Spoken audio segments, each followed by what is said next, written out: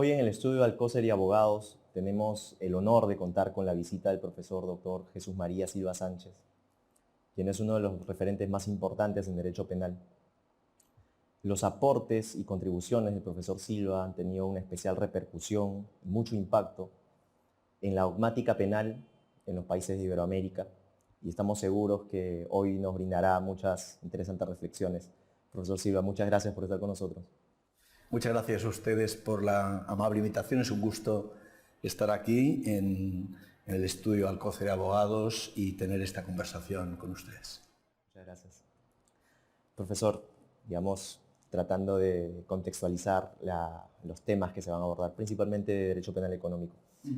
En su reciente publicación, El riesgo permitido en derecho penal económico, se combinan dos temas muy importantes: riesgo permitido y derecho penal económico.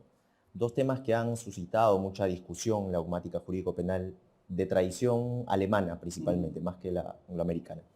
En ese contexto, permítame preguntarle, ¿qué le llevó a este enfoque especial, riesgo permitido y penal económico? Bueno, la verdad es que el contexto viene dado por una línea de investigación de la Universidad Pompeu Fabra, en la que nuestro grupo de Derecho Penal Económico Empresarial pues va investigando aspectos distintos del sistema penal aplicado al derecho económico.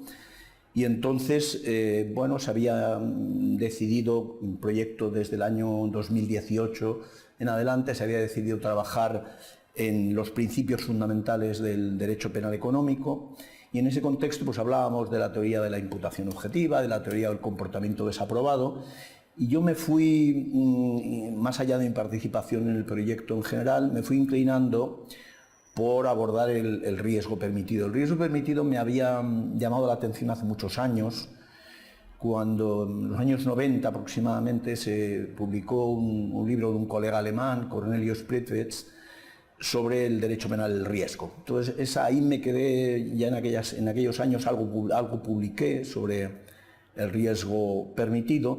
Entonces tenía como idea rectora la de que el riesgo permitido es algo muy propio del derecho penal económico. Es decir, en estos últimos 20 años o 30 de desarrollo dogmático en derecho penal se había partido de un concepto muy general de riesgo permitido. Se dice que, bueno, riesgo permitido es cualquier conducta peligrosa que aporta más beneficios que perjuicios a la sociedad. Y eso me parecía, no me acababa de convencer, me parecía demasiado genérico, demasiado poco practicable en los tribunales, en la discusión, y entonces me empeñé en rebuscar los orígenes de la figura del riesgo permitido y confirmar una intuición, y es que era un tema básicamente de las actividades industriales. Efectivamente, cuando empecé a investigar los finales del siglo XIX, pues confirmé esa intuición de que los autores que empiezan a pensar sobre el riesgo permitido lo hacen con ocasión del proceso de industrialización. O sea, el proceso de industrialización en Alemania, al igual que también en Estados Unidos y el Reino Unido, es un proceso de la segunda mitad del siglo XIX, se identifica con el ferrocarril en general, con la difusión del ferrocarril como medio de comunicación básico de mercancías, y por otro lado se identifica con la maquinización. Es decir, el riesgo permitido es un problema que se vincula con la posibilidad de que conductas humanas, mediante la utilización de máquinas, produzcan grandes daños. Y por otro lado, con el hecho de que quienes inician actividades industriales tienen que tener ciertos espacios de seguridad. Entonces, hace falta prevenir, por un lado, grandes daños, que son posibles con la maquinización, con la industrialización, y por otro lado, dar cierta seguridad a los emprendedores que empiezan a realizar actividades industriales de que el Estado no les va a perseguir si se cumplen determinadas condiciones. Entonces, esa idea de yo te permito tu actividad industrial a sabiendas de que es peligrosa, siempre y cuando me cumplas estas condiciones, es una idea que enseguida advertí en el inicio, en los primeros autores, en Binding, en von Baer, en Mayer, en fin, los autores de finales del siglo XIX. Y entonces traté, y ese es el objetivo del libro, revisar toda la figura del riesgo permitido, reconstruirla desde estas premisas, es decir, que tenemos un problema que es penal, pero muy singularmente se refiere al derecho penal de las actividades industriales y tecnológicas. y por lo tanto que es una institución muy específicamente económica. Entonces, a partir de ahí el libro versa pues, sobre toda esa reconstrucción del riesgo permitido, vinculándolo al Estado intervencionista de finales del siglo XIX y ya viendo lo que ha ocurrido durante todo este siglo XX pasado y en qué momento y dónde estamos hoy. ¿Dónde estamos hoy? Pues mi idea, así muy limitadamente expuesta, es que las actividades industriales siguen siendo riesgos permitidos, pero que allí donde una actividad industrial ya genera un riesgo, un peligro concreto para la vida, la integridad física de las personas, y esto se está viendo en algunas actividades industriales en el marco de la Unión Europea, en Italia, ha dado lugar a problemas muy serios con el amianto, entonces ahí ya no se puede permitir el riesgo, es decir, que están reduciéndose las fronteras del riesgo permitido. Esa es la línea general del libro, que luego, claro, tiene muchos aspectos concretos, pero también orientados a la aplicación judicial y demás, pero esta es la idea rectora. El riesgo permitido es una institución económica. ¿Con qué tiene que ver? Con las actividades industriales y tecnológicas, pero muy significativamente con el proceso de maquinización. Ahora, el riesgo permitido por definición va a ser ¿cuál? La inteligencia artificial. Porque a medida que la inteligencia artificial se empieza a aplicar a los procesos industriales y de toma de decisiones, pues hay que decidir cuáles van a ser las condiciones de permisión de los algoritmos que toman decisiones económicas. Entonces, esa idea, irla centrando en distintos aspectos, distintas actividades, y luego dar algunas pautas a los jueces para que apliquen las disposiciones de permisiones, ha sido el objetivo del libro. Sí, profesor. Y justamente tocó un tema importante y que, sobre todo en estos últimos años, ya tiene mucha relevancia y va a generar mucho impacto en la dogmática penal, que es precisamente el de las actividades que nacen, ¿no? No se sabe con certeza, digamos, hacia dónde se dirigen, y es el problema que entendemos existía al inicio de digamos, la actividad industrial, ¿no? Este problema, cómo, digamos, deben abordarse este tipo de casos de nuevas tecnologías ahora, ¿no? Cómo delimitar el riesgo permitido, y sobre todo, digamos, considerando que el derecho penal ingresa o interviene, analiza casos a partir de resultados concretos que ya se han producido. ¿Cómo determinar, digamos, cómo el resultado puede generar un impacto en la determinación de lo que debía ser permitido, ¿no? Sí, este es el problema central. El problema central del riesgo permitido es la incertidumbre. Es decir, realizan conductas las industrias, las corporaciones, y esas conductas, sabemos en algunos casos que son peligrosas, en otros casos ni siquiera sabemos si son peligrosas, pueden serlo, pero no sabemos a ciencia cierta. Pensemos en productos, alimentos, medicamentos. La vacuna del COVID-19 es una vacuna que se comercializa en un momento con un procedimiento además especialmente rápido, en un momento en el que no se sabe a ciencia cierta cuáles son los efectos secundarios que tiene. Entonces, muy bien, se permite. ¿Qué condiciones tiene que cumplir una empresa comercializadora de la vacuna en su momento o de otros medicamentos? Bueno, esa es una cuestión muy problemática. ¿Por qué? Porque no podemos prohibir los riesgos. Lamentablemente, la prohibición de riesgos, es decir, el seguimiento directo y absoluto del principio de precaución, que es ante la incertidumbre no actúes, es inviable en la sociedad actual. Es muy difícil. Solo ante situaciones, claro, que podían ser envenenamientos, determinados medicamentos con enormes posibles efectos secundarios, se puede barajar la prohibición. Lo normal es una permisión y entonces la cuestión es ¿qué condiciones? Esas condiciones, claro, las tenemos que determinar ex ante, porque yo no le puedo decir a quien está actuando, a quien está fabricando un producto, un medicamento, un alimento, no sé qué, no le puedo decir, bueno, y si pasa algo te castigaré, porque entonces dice, no, entonces no lo fabrico, porque si me pueden pasar distintas cosas en función de lo que resulte suceder, yo no tengo garantías de libertad suficientes. Yo necesito que tú me digas a priori, ex ante, qué condiciones tengo que cumplir. Y esa es la dialéctica del riesgo, es decir, que se establezcan condiciones de tal modo que se le diga al empresario, al fabricante, si cumples la condición A, B y C, aunque produzcas un resultado lesivo, no te haré responsable. Es sustituir el estándar de cuidado del buen diligente padre de familia o el del comerciante fiel y leal, es sustituir eso por unas disposiciones, muchas veces administrativas, otras veces incluso privadas, A, B, C, D y así sucesivamente. Si las cumples, quedas exento de responsabilidad. Claro, el problema es que para establecer esas condiciones algo hay que conocer del proceso de fabricación o del proceso de producción. Y ahora el gran problema que nos vamos a encontrar en estos próximos años, que ya está muy patente, es el de los algoritmos que toman decisiones económicas. ¿Por qué? En primer lugar, porque no sabemos muy bien cómo están conformados esos algoritmos. Es decir, los programan determinadas empresas de servicios tecnológicos, otras empresas los compran y esos algoritmos llevan una programación determinada. Por ejemplo, pues para determinar unos precios, para contratar o no contratar, en fin, directamente algoritmos de aplicación técnica en intervenciones quirúrgicas, en fin, en todos los sectores. Claro, no sabemos muy bien cómo están programados esos algoritmos, porque la programación es un secreto de empresa. Claro, yo tengo a mis programadores, no te voy a decir cómo he programado ese algoritmo, porque si lo quiero vender, tengo que tener un valor añadido y no se lo voy a revelar a la competencia. Entonces, eso es un primer problema. Cómo se crean, cómo se programan los algoritmos. Y claro, si el Estado no sabe exactamente cómo se ha conformado el algoritmo, ¿cómo decide si se puede permitir un algoritmo o no se puede permitir un algoritmo? Ahora se habla mucho de los algoritmos que discriminan a personas, los algoritmos que excluyen a determinadas posibilidades de participación en contratos, etcétera.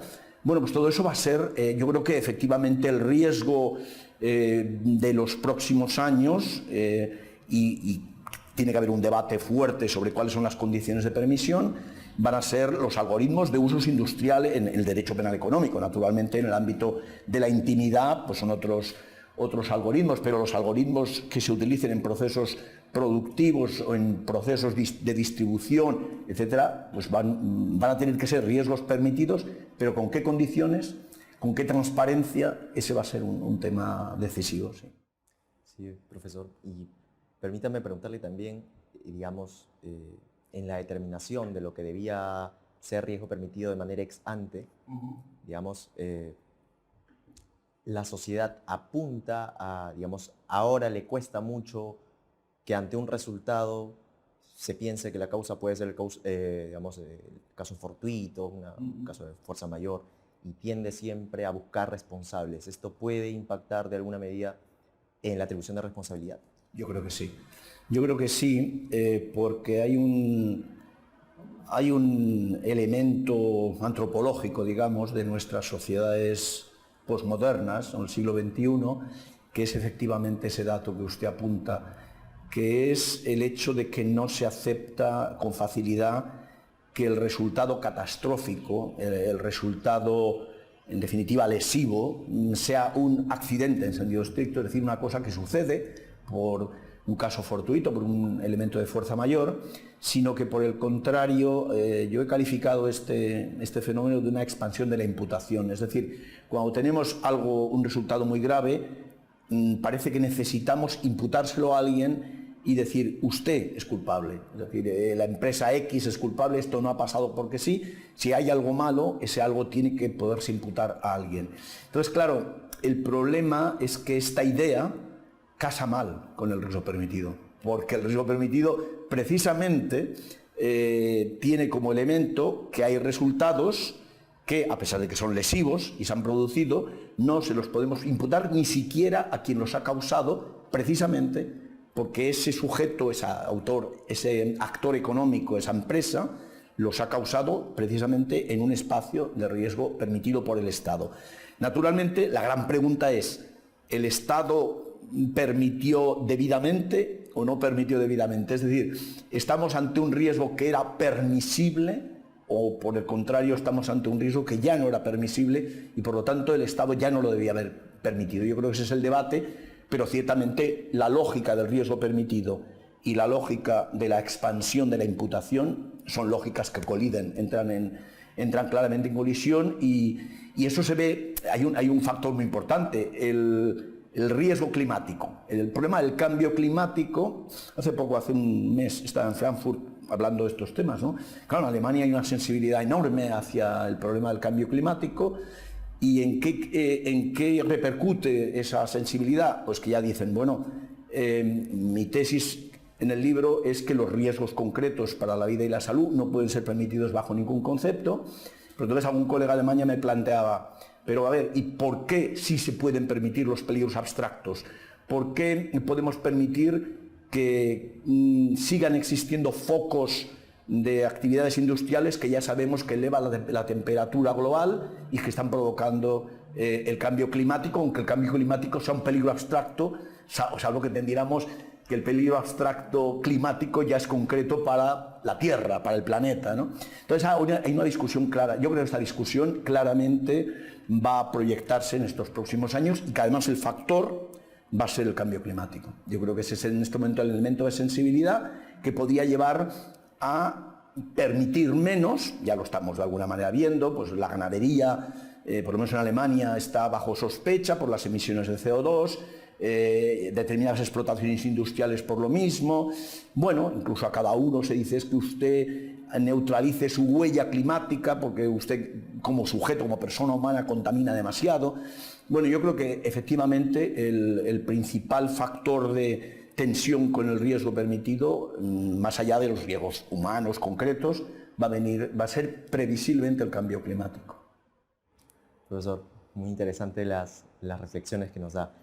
Y digamos, como una pregunta macro, digamos, ¿por qué razones la capacidad de rendimiento de las categorías clásicas del delito se ven puestas a prueba cuando buscan aplicarse a casos de derecho penal económico y ante la pregunta de si cabe o no atribuir responsabilidad en este contexto? Bueno, sí, yo creo que este es un gran tema que nos va a tener ocupados estas próximas décadas todavía. Yo creo que el problema es el siguiente. El derecho penal, digamos, clásico, y cuando digo clásico me refiero al de origen medieval, que es donde realmente se van consolidando buena parte de las figuras, y luego el derecho penal del siglo XIX, que es el que va construyendo el sistema, se piensan sobre la base de un delito, inicialmente el homicidio doloso, y luego otro delito, que es el hurto doloso, y sobre la base de una estructura de autoría directa de una persona o de una coautoría o incluso una codelincuencia de un par de autores y un par de partícipes, lo que sería la banda clásica de delitos contra la propiedad. Claro, todo eso da lugar a una construcción muy sofisticada, pero que no comprende dos fenómenos, el fenómeno, llamémosle, económico y el fenómeno organizativo moderno. El fenómeno económico, los delitos de connotación más estrictamente económica, no responden ni a la estructura del homicidio doloso ni a la estructura del hurto. Son delitos en los que, en primer lugar, hay imprudencias, en segundo lugar hay omisiones, delitos de omisión, son delitos de peligro, muchos de ellos no son de lesión. Eso ya, y tienen por lo tanto una estructura distinta de la que tienen los delitos clásicos. Por otro lado, son delitos, si se cometen como es normal, si el agente económico ya no es el comerciante individual, sino que es la empresa, la corporación, la sociedad comercial, pues ya son delitos que se cometen en una organización que tiene dos características fundamentales, la jerarquía y la división funcional, con una complejidad organizativa que puede ser mayor o menor, pero que en cualquier caso es muy superior a la de la banda de delincuentes contra la propiedad. Claro, estos dos elementos, delitos que tienen una estructura no coincidente con el homicidio doloso ni el hurto, y ámbitos de comisión de los delitos en los que se dan fenómenos organizativos profesionales, una delincuencia no es que sea profesional, pero sí se comete en el contexto de la profesión. Entonces, todo eso determina que, pues de alguna manera, lo que se lleva haciendo veintitantos años, los últimos, desde finales del siglo pasado hasta la actualidad, sea intentar adaptar lo que se pensó para unos delitos a otros delitos y a otras estructuras de comisión. Y bueno, eso produce fricciones. Entonces, hay instituciones que, yo qué sé, la coautoría, la participación, pues empiezan a tambalearse un poco en esa aproximación a estructuras distintas. Y es un poco en lo que estamos haciendo, es decir, en estas décadas pues se está tratando de ver si todo lo que se había construido vale, si vale pero hay que adaptarlo, hay que revisar la figura, o si sencillamente hay elementos que han perdido relevancia y que por lo tanto pues hay que prescindir de ellos en esa construcción. Entonces, a mí sí me gusta decir que el derecho penal económico es el campo de pruebas fundamental de la teoría del delito clásica y que por lo tanto el esfuerzo que hay que hacer es pensar esa teoría en ese nuevo contexto que es la actividad empresarial. Profesor, y precisamente sobre este punto, digamos, ¿qué dinámicas concretas ocurren a nivel de la empresa y en qué medida estas pueden afectar el juicio de imputación subjetiva? La verdad es que en este punto tenemos la suerte de que contamos, aunque quizá no lo hayamos utilizado todo lo que deberíamos, pero a mí me parece que es muy importante, tenemos muchas investigaciones empíricas. Yo creo que la tradición alemana del delito se tiene que enriquecer muy particularmente con las investigaciones sobre el comportamiento humano que se realizan sobre todo en el ámbito norteamericano, en los departamentos de psicología y economía del comportamiento. ¿Qué nos dicen? ¿Qué nos están diciendo estas investigaciones que tienen ya su medio siglo bien trabajado? Bueno, en primer lugar nos dicen cosa que ya intuíamos, y es que el ser humano cuando actúa en grupo es peor que cuando actúa individualmente. Es decir, el grupo humano, por regla general, hay excepciones, claro, pero un grupo humano tiene ciertos factores que desactivan o por lo menos neutralizan parcialmente el uso de la conciencia moral individual. Eso lo vemos muy bien en los campos de fútbol cuando vemos cómo se comporta la masa de los aficionados, ¿no? Cómo hacen cosas que no harían individualmente. Bueno, pues en el grupo organizado, como es la empresa, esto también se produce. Es decir, el fenómeno masa, el fenómeno organización, el fenómeno grupo de personas, sino además que la empresa está orientada básicamente a la obtención de lucro, pues modifica las pautas de comportamiento. Se podría decir, sin temor a exagerar, que algo nos empeora a los seres humanos. Es decir, que el contacto con el móvil dinerario, si no tenemos cuidado, nos hace peores personas. O sea, nos hace minusvalorar determinados efectos de nuestras conductas. Por otro lado, en las empresas hay un fenómeno jerárquico y eso también neutraliza la conciencia individual. Bueno, como a mí me manda el superior, yo obedezco porque, bueno, para eso está él, que es el que manda. Por lo tanto, ya vemos cómo la obediencia, eso está muy estudiado, cómo el que da órdenes y el que recibe órdenes generan una peculiar forma de actuar que determinan que el que recibe órdenes diga, bueno, yo soy un mandado, yo no respondo nada por lo que se hace. Luego también el decir, no, yo esto lo hago por la empresa, por su éxito, qué bien, ¿no? Por la corporación, incluso en ocasiones la corporación en términos casi de ejército, ¿no? Bien, qué éxito. Todo eso también provoca no solo errores de percepción, sino voliciones extrañas, es decir, que tendemos a adoptar ciertas formas de solidaridad malentendida, etc. En definitiva, en las empresas los integrantes de estas corren el riesgo de incurrir en errores de percepción de la realidad y corren el riesgo de verse sometidos a motivaciones que entran en colisión con las razones de las normas. Es decir, hay una peculiar tensión contraria a las normas. Entonces, bueno, eso pone de relieve que se puede cuestionar si la imputación subjetiva funciona del mismo modo o tenemos que tener en cuenta todos estos aspectos. Tradicionalmente la doctrina no era como muy partidaria a tener presente estos elementos, pero bueno, es que claro, el problema es cuando ya tenemos constancia de que estos elementos existen, parece que tenemos que ponderar en serio si podemos mantener nuestros modelos de imputación clásicos o por el contrario tenemos que empezar a considerar algunas formas de atenuación por verse envuelto en este contexto. Entonces, de algún modo, esto es lo que está todavía sobre la mesa y en los últimos años parece que se está abriendo una discusión seria sobre la necesidad de atenuar por lo menos a los que intervienen en niveles medios e inferiores, y tener presente esto también para obligar a los superiores a que neutralicen estas posibles malas influencias. Precisamente entonces, digamos, la consideración sobre estos aspectos empíricos de lo que ocurre en la empresa y de cómo esto debe o merece ser valorado por el derecho penal, implicaría que se añada entonces una discusión en torno a qué sujetos al interior de la empresa le puede ser reconducible esta, digamos, neutralización de estos factores que vienen operando, ¿cierto? Así es. Y en ese contexto, digamos, ¿ya existen pronunciamientos al respecto?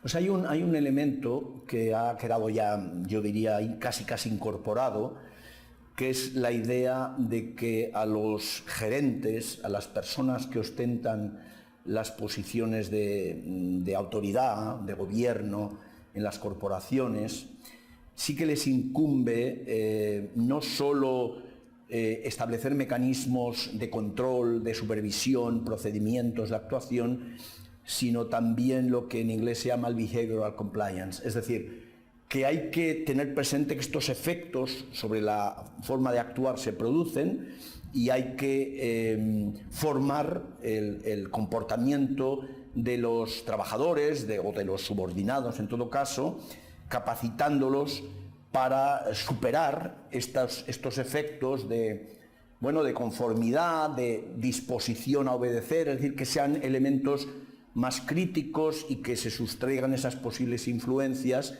que les haga, tener una disposición en error o con motivaciones erradas a cometer delitos. Es decir, hay un deber de favorecer el comportamiento correcto de los inferiores y hay que establecer mecanismos, eso sí. Profesor, y precisamente partiendo de la idea de que estas nuevas realidades exigen un amoldamiento de las categorías clásicas, ciertamente esto trae riesgos, es decir, que se llegue a un nivel tal de deformación tratando de abarcar nuevos supuestos que finalmente nos llevan a resultados en los que vemos que ya se parece en poco o casi nada a lo que usual o lo que debería ser. En ese contexto, esto ocurre con el dolo. Entonces, ¿cuál, según su consideración, debe ser, digamos, el límite infranqueable del concepto de dolo? Esa es una gran pregunta y no es tan fácil contestarla. Efectivamente, yo creo que quien más, quien menos es consciente de que el dolo, digamos, de la doctrina clásica, del homicidio, de las lesiones, en fin, en el ámbito económico está experimentando un cambio. ¿Por qué? Bueno, yo creo que hay varios elementos ahí. El hecho de que no existan tipos imprudentes en muchos delitos económicos, no existe una posibilidad de optar por el dolo o la culpa, sino que, bueno, no hay delito culposo, bueno, pues entonces tiende a expandirse el dolo. Esa es una razón casi mecánica. Por otro lado, es verdad que la actividad económica es una actividad muy vinculada a una profesión y entonces resulta difícil, incluso para un juez le puede resultar difícil aceptar una hipótesis de error. Es decir, ¿cómo puede estar usted en error, que es un gerente, si, hombre, un gerente normal de este tipo de empresa en este contexto pues tiene estos conocimientos, los tiene, no, pero yo no los tenía o yo tenía la expectativa de que esto iba a salir bien.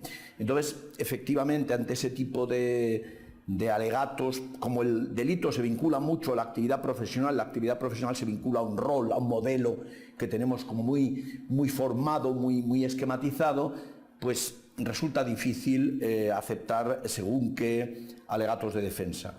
Sin embargo, pues esto es verdad, las dos cosas, que no hay delitos imprudentes y que la responsabilidad en contextos de empresa se vincula a una posición como muy definida de qué tiene que saber y cómo tiene que actuar un gerente. Pero, como digo, ¿cuál es el problema? Es que entonces estamos despersonalizando el dolo. Es decir, el dolo lo estamos convirtiendo en un estándar y parece que la imputación a título de dolo era más que eso. Es decir, que tenía que tener un elemento personal. Es decir, que cabe la posibilidad de que yo, por la razón que sea, pues haya errado o haya incluso confiado en que ese resultado no se produciría.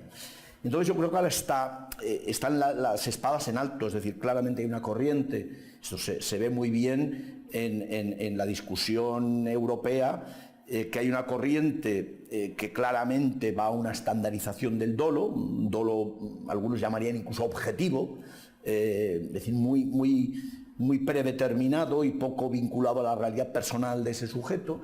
Y sin embargo hay otros movimientos, otras posiciones que no renuncian al elemento más personal, es decir, incluso a que se pueda tener muy presente la psicología de la persona concreta, de ese sujeto concreto. Ahí es especialmente interesante una sentencia que se dictó en 2014 en Italia, claramente un delito en la gestión de una empresa, el caso ThyssenKrupp, una multinacional muy relevante, ¿no?, de la metalúrgica. Bueno, pues en ese caso el Tribunal Supremo, la Corte di Cassazione italiana, pues tendió a afirmar que sí, que hay que tener muy presente lo individual y que si esa persona con los elementos de los que disponía podía confiar en que no se iba a producir el resultado lesivo, a pesar de que era conocedora del riesgo, pues que debería excluirse el dolo. Entonces yo creo que ahí no tenemos todavía el problema resuelto, hay una tensión entre las dos posiciones y yo, no sé, puestos a apostar, yo creo que está resistiendo la idea de dolo personal, está aguantando la tensión de quienes pretenden una solución más estandarizada, pero no me atrevería a afirmar cuál es la que puede ganar. Yo creo que el riesgo del dolo, efectivamente, es que se despersonalice, que lo desvinculemos por completo de la realidad de la persona concreta que está actuando, en sus circunstancias, en sus expectativas, incluso en sus voliciones, claro, en su forma de ver el mundo. Ciertamente, profesor, en esta idea de que el derecho penal, digamos, abarque en la mayor medida posible lo que realmente sucede y no se tienda hacia una estandarización, la pregunta es, se habla de un proceso, digamos, de judicialización del derecho penal económico. Entonces, la pregunta es, ¿el juez penal realmente puede y debe, se encuentra en la capacidad de poder decir qué le era exigible, por ejemplo, a un gerente, a una persona que se desenvuelve en estos ámbitos? La verdad es que no lo sé. Creo que ese es un gran problema, no estoy seguro. Lo que sí veo es que el reto de la jurisdicción penal económica es una mayor especialización, o sea que yo creo que en España no existe una especialización en una jurisdicción penal económica. Otra cosa es que los tribunales que ejercen, por ejemplo, en la llamada Audiencia Nacional en Madrid, que es nuestro gran tribunal económico, penal económico, tengan esa especialización porque llevan muchos asuntos económicos y vayan adquiriendo esa especialización. Pero el juez penal de una ciudad, incluso una ciudad grande como Barcelona, o Valencia, o Sevilla, o la propia Madrid, estos jueces no llevan solo asuntos económicos. Y entonces, al no llevar asuntos económicos solo, yo creo que les falta conocimiento de las circunstancias, de cómo operan las empresas en cada sector. Porque una cosa es la empresa industrial, otra cosa es la empresa financiera, otra cosa es la empresa que, siendo industrial, lo es en un sector o lo es en otro sector. Es decir, que ahí estamos hablando de contextos demasiado generalizados y yo creo que hay que tener una visión más específica del sector, de cada sector concreto. Naturalmente, quien conoce bien los sectores concretos, sobre todo los sectores regulados, y cada vez son más los sectores regulados, son los jueces de la jurisdicción contencioso administrativa. Esos son los que controlan y saben más de esos sectores. Entonces yo por eso apostaba por alguna forma de prejudicialidad judicial, no prejudicialidad administrativa en sentido estricto, es decir, que de algún modo hubiera un enjuiciamiento, por lo menos de aspectos concretos en los que el juez penal se viera ilustrado por su colega, igualmente Poder Judicial, pero del ámbito administrativo.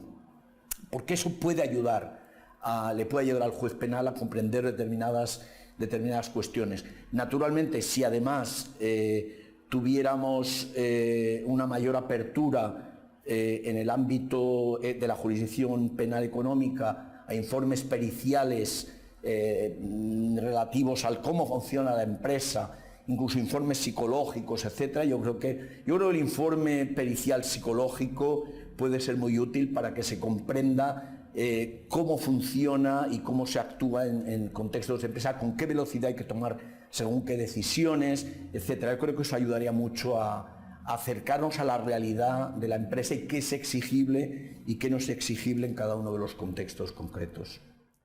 Profesor, y digamos, haciendo un viro en el punto de análisis, dejando no tanto de lado a las personas individuales, pero fijándonos ya propiamente en las empresas, ¿puede construirse una teoría del delito para y por las empresas, las personas jurídicas? Bueno, esta es otra gran discusión, otro gran debate.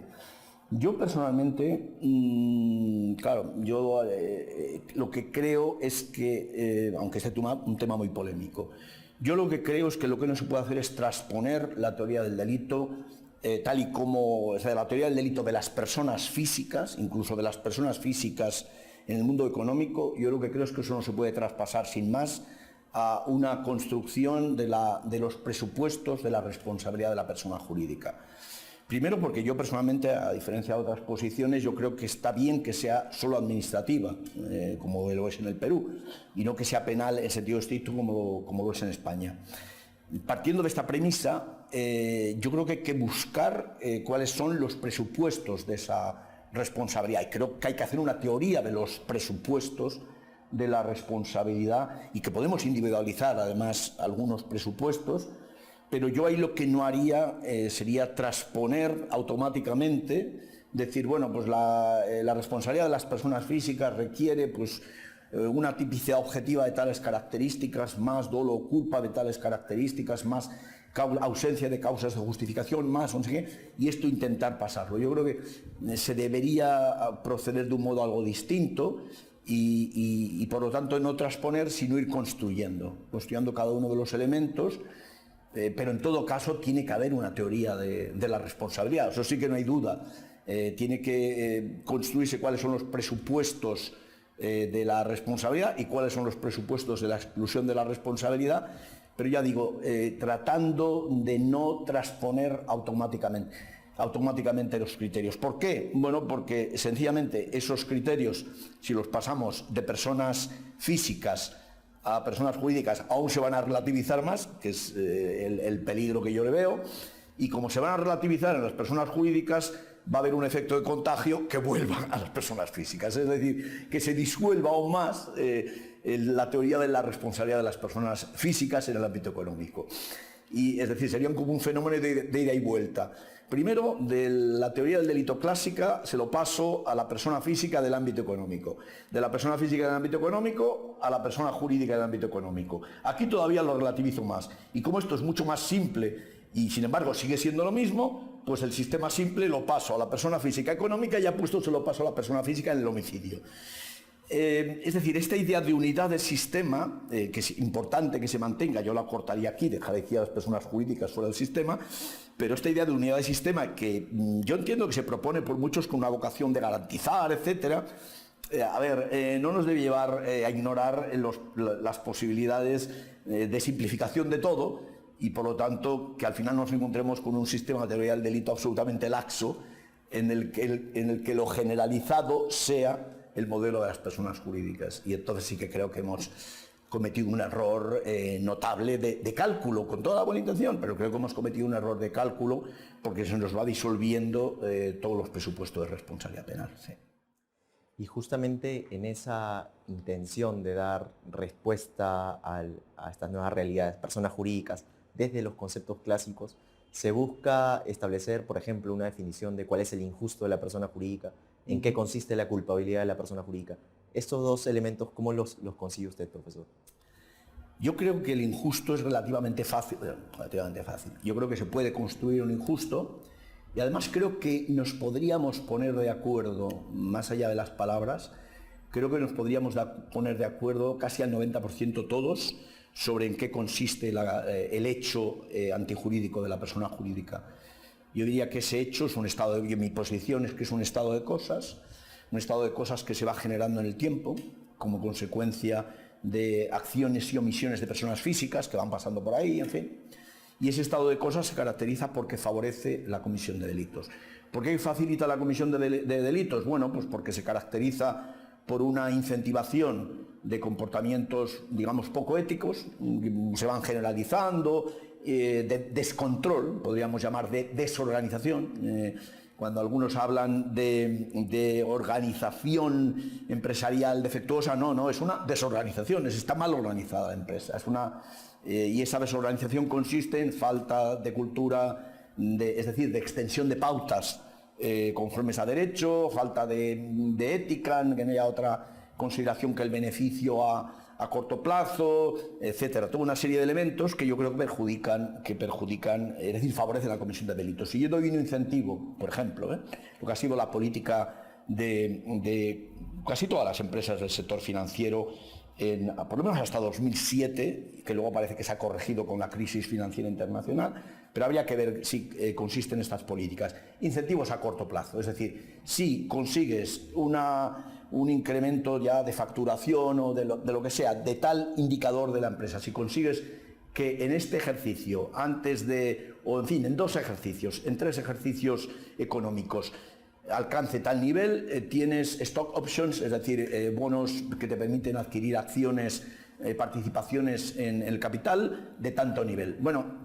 si yo le coloco un incentivo a corto plazo a un gerente financiero, en fin, a quien sea, a un gerente general financiero, quien sea, ¿qué le estoy diciendo?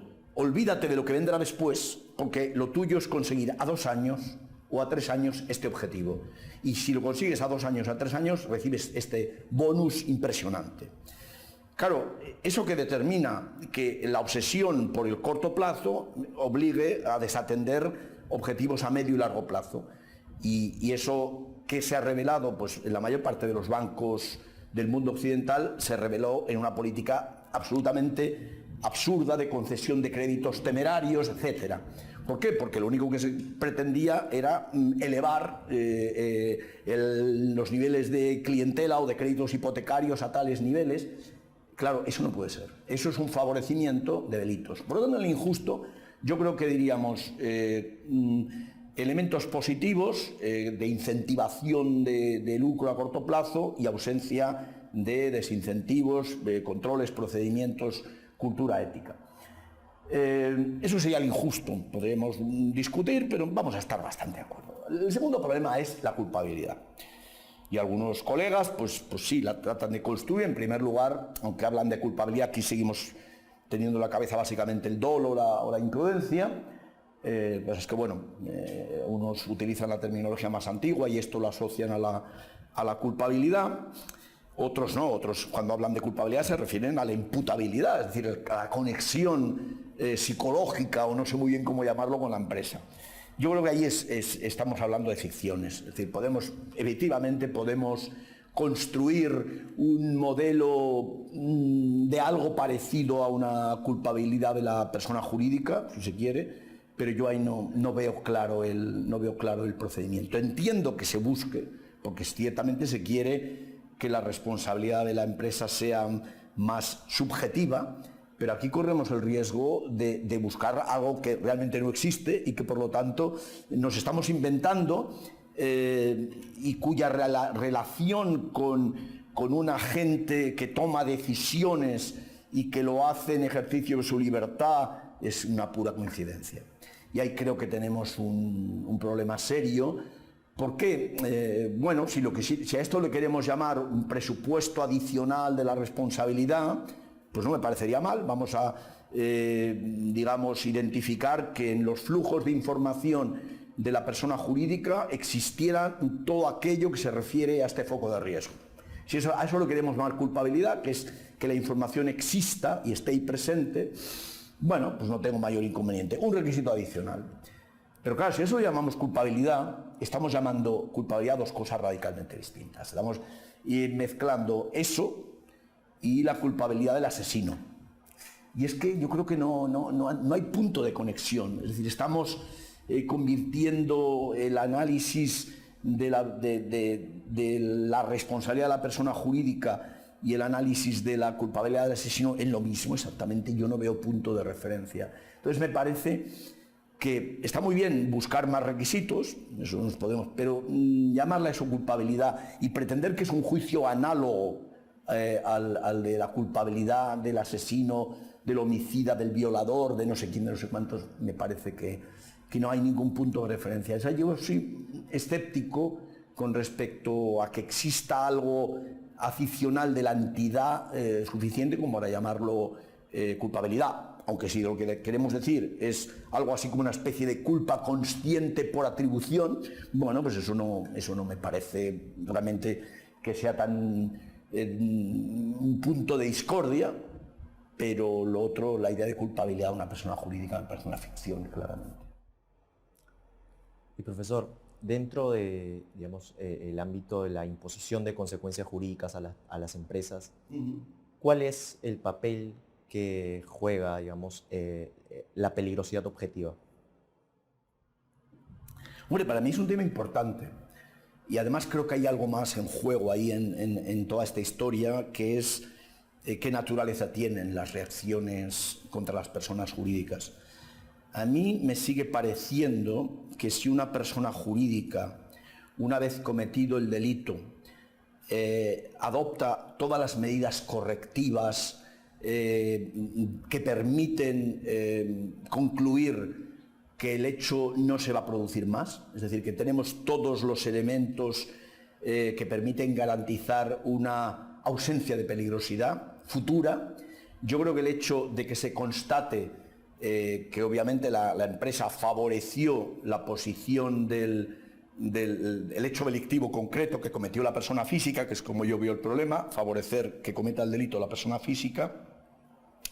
Yo creo que si se han adoptado todas esas medidas, yo creo que no tiene mucho sentido el sancionar o el imponer una de esas consecuencias previstas para las personas jurídicas. Es decir, de alguna manera diría que si desde la persona jurídica se ha procedido a reparar el daño, se ha procedido a colaborar en todo lo posible con las autoridades y se ha implantado ex post un programa, un modelo de prevención que garantice que eso ya no se va a volver a producir, me da la impresión de que la pretensión de un sistema razonable de reacciones contra las personas jurídicas está perfectamente obtenido. Es decir, ahí me reafirmaría en la idea de que el sistema de sanciones tiene una vocación directa o indirectamente preventiva y por lo tanto con eso se habría cumplido y no haría falta imponer una sanción. Es decir, la ausencia de peligrosidad futura la ausencia de peligrosidad futura bloquea las sanciones y obviamente es un presupuesto de la sanción poder determinar que el delito cometido por la persona física sí fue favorecido por esa estructura, estado de cosas peligroso que supuso la persona jurídica. ¿Todo esto a qué se parece? Todo esto se parece más a las medidas de seguridad, que es mi posición, en el sentido de que todas estas reacciones son entendidas más razonablemente si buscamos su proximidad con las medidas de seguridad que si buscamos su proximidad con las penas. Ese es mi... Pero bueno, una sanción administrativa se puede entender perfectamente en términos de una multa coercitiva o de un conjunto de sanciones preventivas, porque el derecho administrativo tiene claramente esa función. De ahí mi resistencia, a pesar de que el sistema español claramente las califica de penas, mi resistencia a ver que las sanciones a las personas jurídicas sean concebidas como penas. Y profesor, sin dejar de hacer referencia no tanto a la consecuencia última que se llegue a imponer a una persona jurídica, sino desde antes, ¿no? Desde la sola comprensión de la empresa como sujeta investigada por la comisión de delitos, ¿qué reflexión le merece los daños reputacionales que se pueden generar a las empresas? No, esto es decisivo.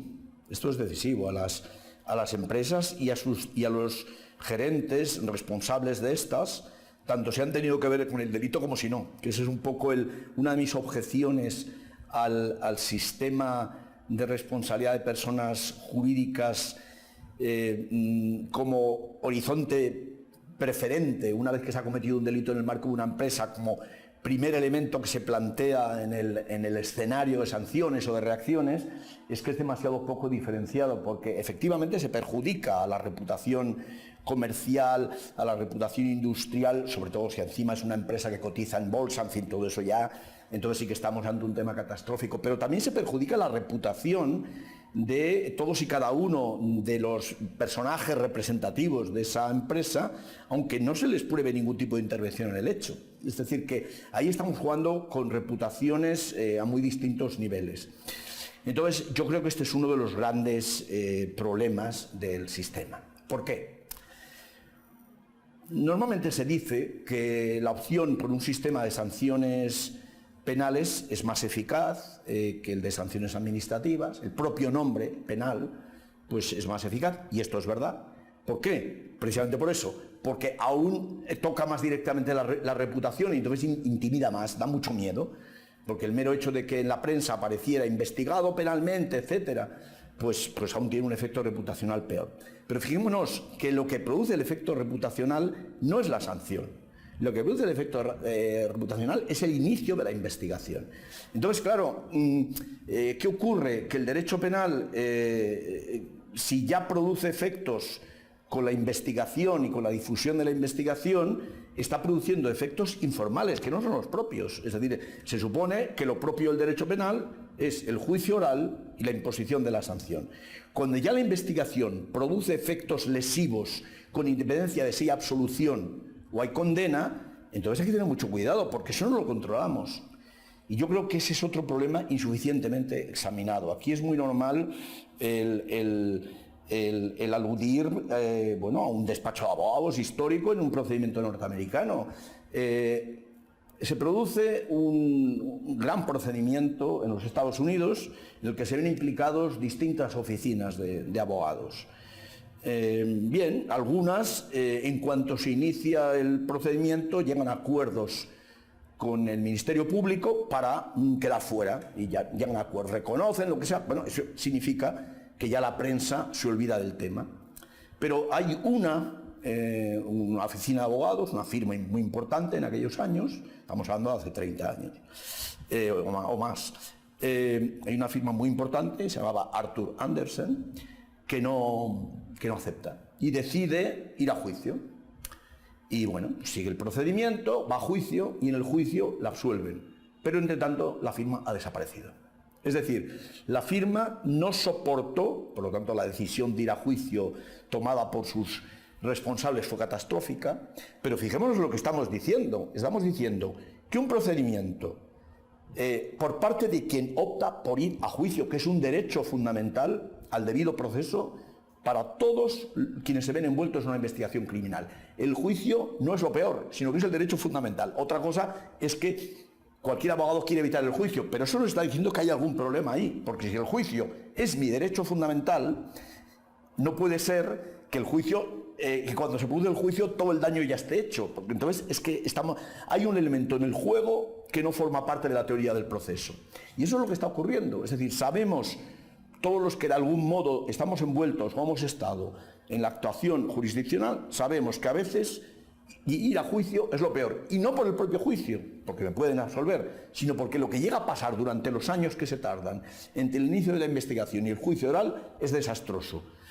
Entonces, claro, en este contexto yo creo que hay que reflexionar sobre los efectos informales de la investigación, combinada con el juicio paralelo en los medios de comunicación, con la filtración más o menos interesada de determinados elementos y por lo tanto con la imposibilidad de llegar a tener un juicio justo que produzca los efectos que tiene que producir.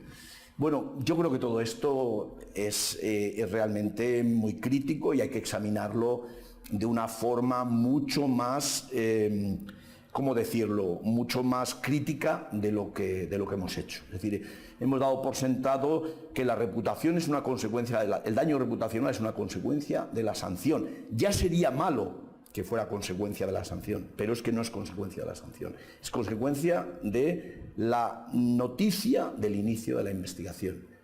Y eso tenemos que integrarlo en el modelo de alguna manera, porque el daño es irreparable y es independiente de si absolvemos o condenamos. ¡Qué drama!, ¿no? Y en ese contexto, viendo la trascendencia y la conciencia de los daños que ya se generan antes, digamos, al inicio del proceso, ¿qué opinión le merece la opción del legislador peruano por haber, digamos, incorporado en el Código Procesal Penal un control judicial respecto de la incorporación de la persona jurídica? Es decir, puede ser interpretado en el sentido de que la persona jurídica no va a ser entendida como investigada sino hasta que se controle judicialmente y se emite una resolución. A mí, claro, hay que ver la práctica. Ese tipo de instituciones todavía, o sea, sobre el papel a mí no me parece mal, a mí me parece bien. Me parece que permite ¿cómo diríamos? Dado que la persona jurídica como tal es una realidad muy sensible porque, insisto, no solo es la firma, no solo es la marca, sino que detrás hay muchas personas cuyo horizonte profesional futuro, pues desde luego los gerentes se van a ver marcados de por vida profesional por lo que ahí suceda. Entonces, como el poder de difusión de la investigación, de la calificación de la persona jurídica como investigada, parece que ya es un estigma, ya es un sello que se le pone a la persona jurídica y a los gerentes, a mí todo lo que sea exigir requisitos formales, cualificados para dar ese paso, me parece importante, porque le inviste de mayor seriedad y sobre todo pues puede obligar a un cierto sosiego en este proceso. Así, en teoría no me parece mal, me parece bien. Lo que pasa es que, bueno, es como todo, hay que ver en la práctica cómo acabará funcionando, pero, insisto, a mí me parece bien. No hay que olvidar, esto ha cambiado mucho con el paso del tiempo, pero en el proceso clásico la investigación era irrelevante. O sea, lo que marcaba un primer sello no especialmente positivo sobre los investigados o imputados era el auto de procesamiento. O sea, el auto de procesamiento, que era la figura en cuya virtud se determinaba que iba a irse al juicio oral, era lo importante. Hasta que se llegaba ese momento, lo anterior era irrelevante y se insistía mucho en que no tenía importancia. Por algún motivo, en las sucesivas reformas de todos los procedimientos penales en todo el mundo, se ha ido adelantando el momento de la relevancia. Y entonces, mientras que muchas leyes, por ejemplo en España, la mayor parte de las leyes no penales siguen aludiendo al procesamiento, a ese momento de fijación de los hechos de una forma sólida para ir a juicio oral, esas leyes siguen dando relevancia a ese momento, a efectos de poner en cuestión la probidad de un funcionario bancario, en fin, todo esto. Sin embargo, el procedimiento penal parece que adquiere entidad cada vez de forma más lejana del juicio oral. Es decir, vamos a ver, vuelvo a insistir, lo relevante del proceso penal históricamente era el juicio oral, la oralidad, la contradicción, el juez imparcial, todo eso es lo penal.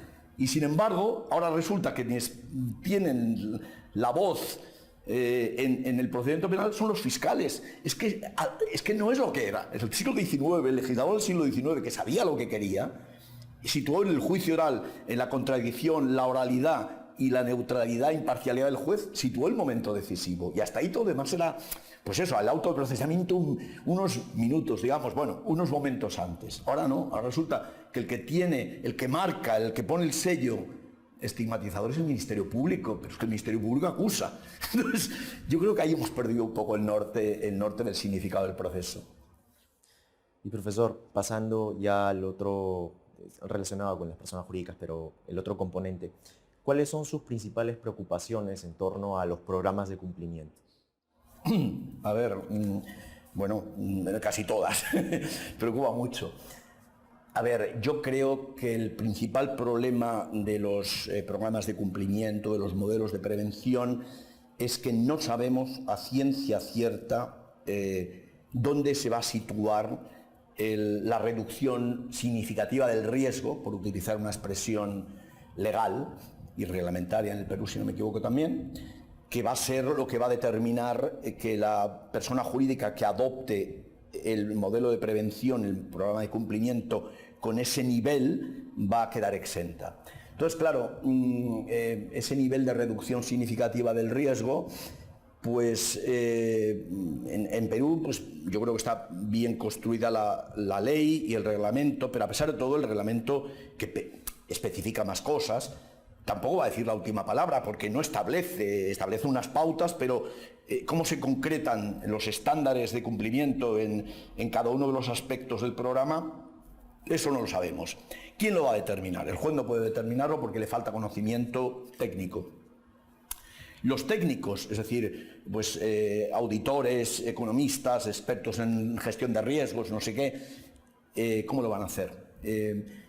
¿Cómo se va a establecer un nivel X? Yo tiendo a pensar que eso va a ser una especie de consenso práctico entre peritos. Es decir, que se van a poner todos más o menos de acuerdo en decir, oye, si será esto, esto y esto en tales y cuales niveles, pues vamos a decir que esto es lo correcto. Bueno, cuando exista ese consenso, genial. Porque llegó un momento que los juristas romanos también sabían lo que era la diligencia del padre de familia. Y más o menos también sabemos, más o menos, lo que es la diligencia de un padre de familia actualmente. Pero hasta que se logre ese consenso con un estándar difuso, como es reducción significativa del riesgo, el problema es que nadie sabe, y si alguien lo sabe que me lo cuente y se lo agradeceré, nadie sabe a ciencia cierta hasta qué punto hay que seguir diciendo esto es ya suficiente o hay que hacer más. Yo creo que ese es el punto clave, porque por todo lo demás, bueno, pues voy a cumplir estos requisitos, voy a tener el mapa de riesgos, tal, voy a tener estos procedimientos, estos controles, muy bien, pero ¿suficiente ya o todavía no? Y eso, por lo menos, yo no he conseguido que nadie me lo concrete. Es verdad que cada vez más se va creando un clima, pues eso, de cierto consenso, sobre todo en quienes llevan la práctica del compliance, las Big Four, todas estas grandes multinacionales de prestación de servicios de consultoría, auditoría, pero no es tangible todavía. Y entonces creo que ese va a ser el problema fundamental. Luego, evidentemente, de ahí penden otras muchas cuestiones. Pero yo diría que la idea central es que no nos transmiten una imagen clara de lo que se va a exigir a las empresas. Profesor, y siempre el resultado, es decir, tenemos un resultado y queremos evaluar de manera más o menos objetiva si es que el programa fue idóneo. ¿Este resultado representa algún tipo de sesgo, digamos, en ese juicio? Bueno, ese es mi temor, claro. Mi temor es que, por mucho que nos pretendamos ser asépticos, por mucho que pretendamos ser muy puristas, lo cierto es que sabemos que cuando se produce un resultado, se produce una catástrofe ambiental, pues ahí lo tenemos, y entonces la pregunta es si el juez que ve el resultado simultáneamente va a estar dispuesto a decir no, se ha producido este resultado, pero esto es el juicio ex post, a priori, ex ante, usted tenía todas las medidas, lo que pasa es que no se puede evitar todo, ya se sabe, existe el accidente imprevisible, existen situaciones que no se pueden controlar, por lo tanto, a pesar de que ex post ha habido un macro problema ambiental, incluso han muerto personas, por poner el caso terrible, ¿no? Pero en Brasil hubo un corrimiento impresionante hace unos años, me llamó mucho la atención, de tierras, lodos, bueno, una cosa espantosa. Muy bien, cuando se produce un resultado drástico, se va a estar dispuesto de verdad a reconocer que las medidas de prevención son una cuestión ex ante. ¿Se va a estar dispuesto a aceptar que existe el accidente imprevisible, que existe todo esto y por lo tanto se va a eximir de responsabilidad? Yo tengo mis reservas sobre esta cuestión. ¿Por qué? Porque en el fondo tenemos o tienen muchos una cierta tendencia a asimilar la responsabilidad de las personas jurídicas. En algunos aspectos se la lleva hacia la responsabilidad penal, pero en otros aspectos, y sería un poco el extremo opuesto, se la tiende a convertir en una especie de responsabilidad civil, pero sancionatoria. Una cosa rara, ¿no? Es decir, no, usted como ha producido ese daño, no solo responde civilmente, y eso una responsabilidad prácticamente cuasi objetiva, sino que además le voy a imponer determinadas sanciones para que aprenda. Es decir, y ese sería el riesgo. No hay que olvidar que en Estados Unidos la responsabilidad penal de las personas jurídicas surgió pareciéndose más a este extremo que a lo que hablamos nosotros aquí. Es decir, la responsabilidad penal en Estados Unidos de las personas jurídicas tiene un componente objetivo muy relevante, que se ha ido reduciendo con el paso de las décadas, no de los años, sino de las décadas, pero todavía está ahí. Por lo tanto, creo que efectivamente antes hablábamos de la idoneidad ex ante, pero yo creo que el tema del resultado, sobre todo cuando el resultado sea muy grave, habrá que ver cómo reaccionan los tribunales y si no lo ven de forma tendencialmente objetiva. Yo creo que es otra preocupación importante. Profesor, ya llegando a la etapa última de la entrevista, en representación de toda la comunidad jurídica que siempre está expectante de su producción académica, después del riesgo permitido en Derecho Penal Económico, ¿usted se encuentra trabajando en algún proyecto que nos muestre?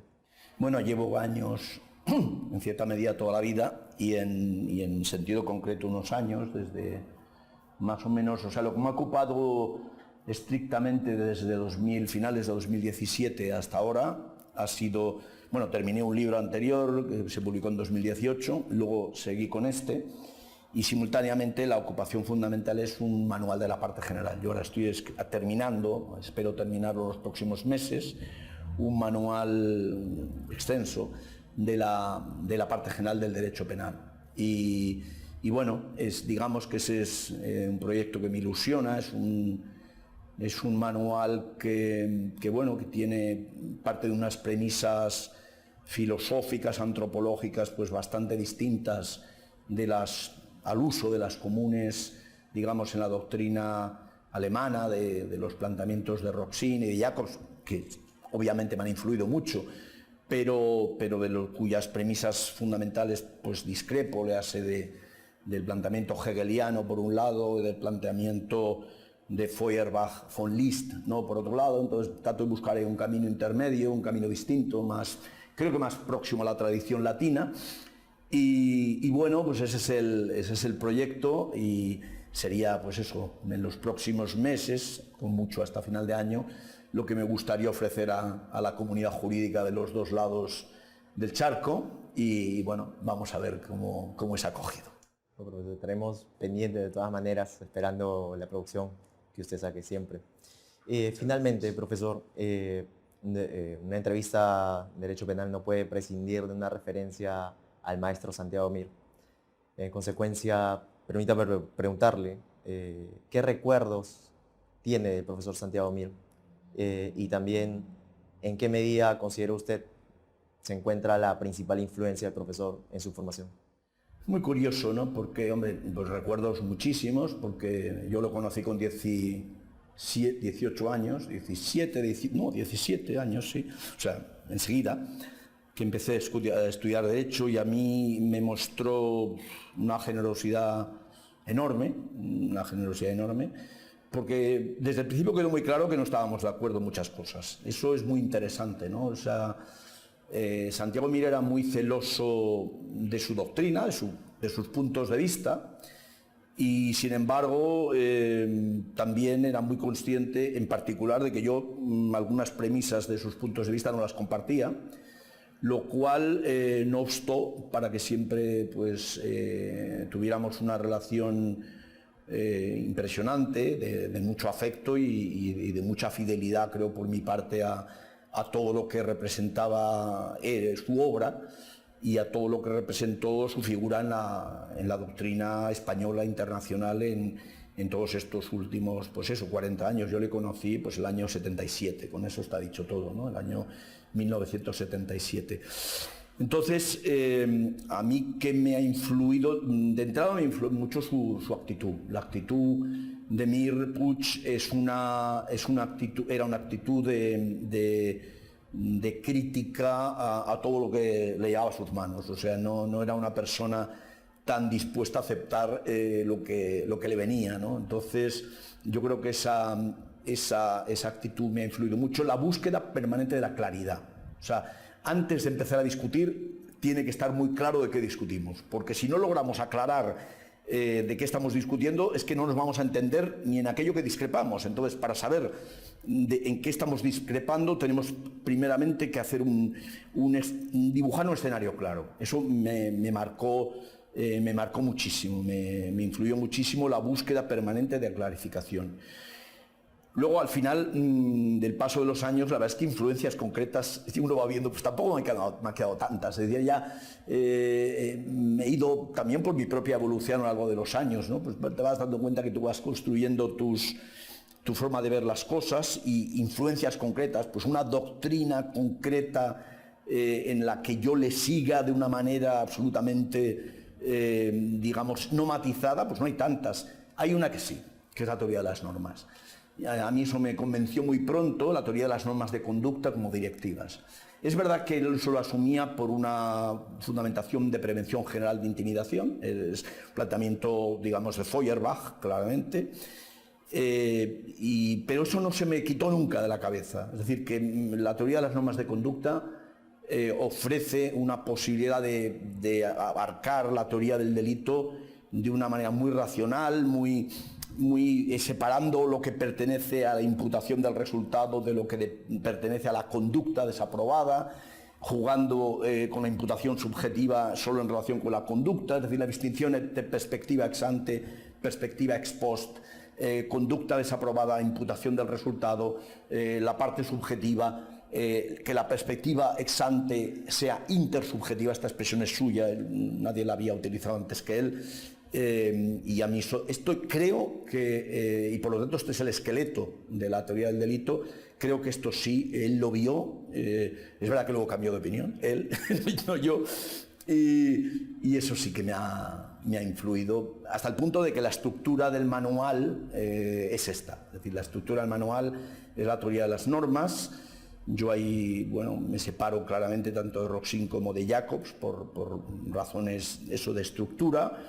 Y eso yo creo que, eso ya estaba en la aproximación, cuando yo escribí el libro de la aproximación en 1992, eso ya estaba muy al final del libro, pero en las pocas páginas que dediqué a la teoría del delito ya estaba, y eso está, pero ahí sí que de una forma muy amplia y muy constante en el manual de ahora. O sea que diría, sí, yo vería en qué más, no en la teoría de la pena, y en la teoría del delito sí, claramente en esta utilización de la teoría de las normas y como consecuencia, claro, en aspectos concretos de la teoría del delito, pues aparece influencias de Mir pues, por muchos lugares. Este sería de algún modo el... Profesor, muchas gracias por su enriquecedora entrevista, todo lo que nos ha brindado. Y desde el Estudio Alcocer estamos agradecidos y muy contentos con su presencia. Esperamos contar nuevamente con usted. Muchas gracias. Pues muchas gracias, es un gusto. Yo, como he sabido, pues le profeso mucho afecto al director, al responsable del estudio, ¿no? El doctor Eduardo Alcocer. Fue un gusto que pudiera en su día defender la tesis doctoral en la Universidad Pompeu Fabra bajo mi dirección. Yo creo que tiene un presente en el mundo profesional y en el mundo académico peruano, un presente enorme y un futuro todavía más, y por lo tanto estoy muy contento de que haya hecho posible Eduardo Alcocer y todo su estudio hayan hecho posible esta visita y esta entrevista. Muchas gracias.